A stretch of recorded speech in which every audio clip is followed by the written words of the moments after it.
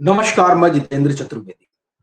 सियासत का नया खेल शुरू हो चुका है और वो जो खेल है वो क्या है समझेंगे।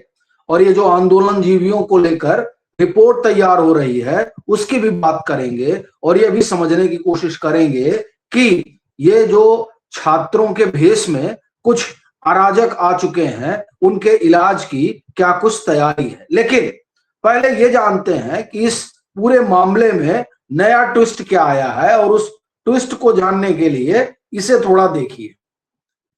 ये देख रहे हैं हम साहब, ये छात्रों का आंदोलन चल रहा है, लेकिन उस आंदोलन के कंधे पर सवार होकर राहुल गांधी के ताजपोशी की तैयारी हो रही है। असल में यही खेल क्रिएट किया गया और बड़े करीने से इसको खेला जा रहा है। अब देखिए क्या हेडिंग है? अब समझ में आ रहा है कि ये जो राहुल गांधी 20 जुलाई को खामोश थे और 21 जुलाई को कूद पड़े, वो दरअसल किस लिए कूद पड़े थे और जो पूरा इनका इकोसिस्टम है वो क्यों सदमे में था। सदमे में होने का कारण यही था कि वो तो राहुल गांधी को हीरो बनाना चाह रहे थे और यहां छात्र हीरो बन गए। छात्रों की बात हो रही थी और उन छात्रों की बात में राहुल गांधी नेपथ्य में थे। लेकिन अब राहुल गांधी को फिर से सेंटर में लाने की कोशिश शुरू हो गई है इस इकोसिस्टम के जरिए और इसीलिए 21 तारीख का क्या हुआ, एक सुनियोजित प्रयोग हुआ।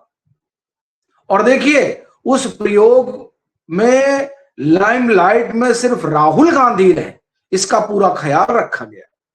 पूरा विदेशी अखबारों को लगाया गया और उन अखबारों के जरिए राहुल गांधी की तस्वीर उकेरी गई महामानव वाली। और अब ये ऐसा नहीं है, अब ये सीधी सीधी जो लड़ाई है वो लड़ाई इस बात की है कि छात्रों का रहनुमा कौन है, यानी छात्रों की मांग नेपथ्य में चली गई है। अब ये लोग छात्रों का जो मसला है उस पर बात करने को तैयार नहीं है। ये क्यों कह रहा हूं? जेपी नड्डा ने कल प्रेस कॉन्फ्रेंस की, सरकार की तो गलती है, लेकिन प्रश्न यह है कि उनके बारे में क्या कहेंगे जो छात्रों के कंधे पर सवार होकर राहुल गांधी को हीरो बनाने में लगे हुए हैं और जिसका पहला उदाहरण हमने आपको दिया। अब ये देखिए दूसरा उदाहरण देखिए, इनकी भी वही कहानी क्या है कि साहब कुछ भी हो जाए राहुल बाबा को हीरो बनाना है, छात्रों से हमारा क्या लेना देना है। मैंने अब जो है अब लीड में आ गए राहुल गांधी। राहुल गांधी कौन है भाई लीड करने वाले? ये छात्रों का आंदोलन है ना, तो इसको छात्र लीड करेंगे ना कि राहुल गांधी लीड करेंगे। लेकिन बात यह है ही नहीं है, बात यह है कि ये जो आंदोलन है ये दरअसल आंदोलन कम राहुल गांधी प्रोजेक्ट परियोजना ज्यादा है और उस परियोजना के लिए बकायदे तैयारी की गई।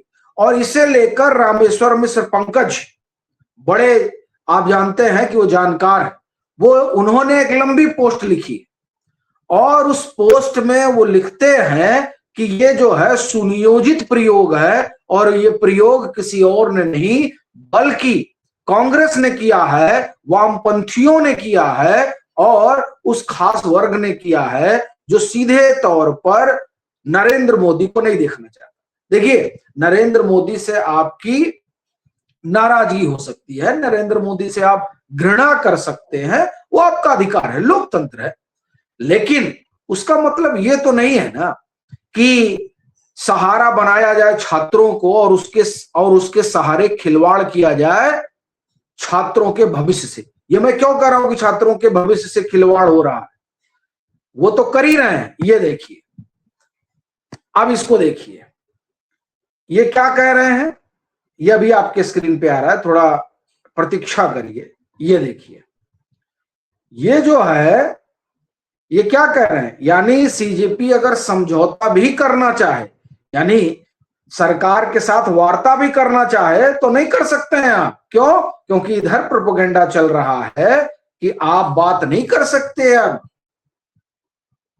क्यों नहीं बात कर सकते हैं, क्यों नहीं वार्ता हो सकती है? यानी अब जो छात्र आए हुए हैं अपने भविष्य पर बात करने के लिए, उनका भविष्य कैसा होगा, किस टर्म्स एंड कंडीशन पर बात होगी, वो कौन तय करेगा?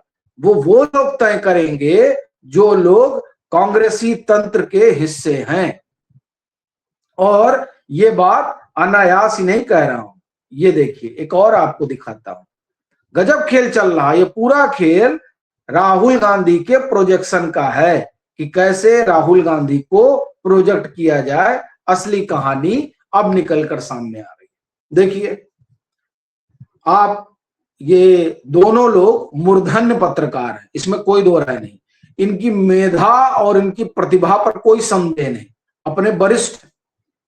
लेकिन पहले दिन से ये अभियान चल रहा है कि दरअसल ये जो सोनम वांगचुक हैं, ये जो अब अभिजीत या अभिषेक दीप के हैं, ये कौन है? इनको बीजेपी ने बिठाया है। वाह!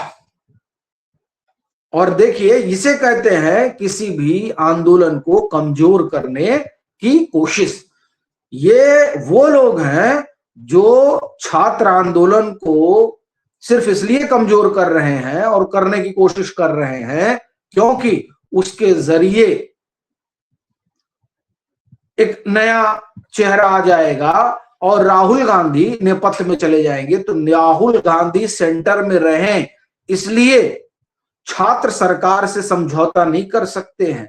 जो छात्र के नुमाइंदे हैं वो नुमाइंदे नहीं है। नुमाइंदे कौन है? राहुल गांधी। क्यों है भाई राहुल गांधी? क्यों राहुल गांधी? और ये जो उपद्रव चल रहा है हर जगह इस नाम पर कि छात्र सड़क पर आ गए हैं, प्रश्न ये है कि उपद्रव कौन कर रहा है? अब देखिए ये हमने जो आपको पीछे स्लाइड दिखाई, ये स्लाइड इसलिए दिखाई ताकि आप इस बात को समझिए कि किस तरह का वितंडा चला जा रहा है और किस तरीके का खेल हो रहा है हिंदुस्तान में। अब ये देखिए, ये कर रहे हैं सब, अब ये लोग कोई मतलब नहीं किसी का। इसका मतलब है फिर कौन सा खेल है ये? किस तरीके की कवायद चल रही है? बड़ा प्रश्न ये है। और ये हमने आपको इसलिए दिखाया क्योंकि छात्र तो है ही है, लेकिन उन छात्रों की आड़ में जो सियासत हो रही है वो ये है। और यही नया ट्विस्ट है। अरविंद केजरीवाल अपने आप को छात्रों का मसीहा बनाने में लगे हुए हैं। अखिलेश यादव खुद को, हालांकि इसमें मैं अखिलेश यादव को थोड़ा सा बख्सूंगा, वो इसलिए क्योंकि जो छात्र पिटे हैं उन छात्रों के लिए अगर कोई वहां आगे दिखा है तो वो डिंपल यादव है। ये बड़ी चीज है। थाने में भी वो दिखी। यानी जो हम लोग पिछले कई दिनों से बात कर रहे हैं कि जब छात्र पीटे जा रहे थे तो बाकी लोग कहां खड़े थे, तो उसमें कम से कम डिंपल यादव तो फ्रंट लाइन में दिखाई ही दी। राहुल गांधी तो मुंह बनाकर चले गए थे 20 जुलाई को जब उनसे पूछा गया। तो ये तो विशुद्ध तौर पर राहुल गांधी जो है वो क्या कर रहे हैं? राहुल गांधी इस पूरे आंदोलन के जरिए जो बचा खुचा इसलिए कह रहा हूं क्योंकि इसमें अराजकता का तड़का लगाया जा रहा है। लगाने वाले कौन लोग हैं वो आप पहचान लीजिए। चंद्रशेखर रावण बैठे हुए हैं। और जरा देखिए, आप अगर जंतर मंतर जाइए तो रास्ते में जो कुछ हो रहा है वो देखिए कौन लोग हैं, कहां से आए और क्या वजह है कि कांग्रेस इस तरीके से उसको हाथों हाथ ले रही है।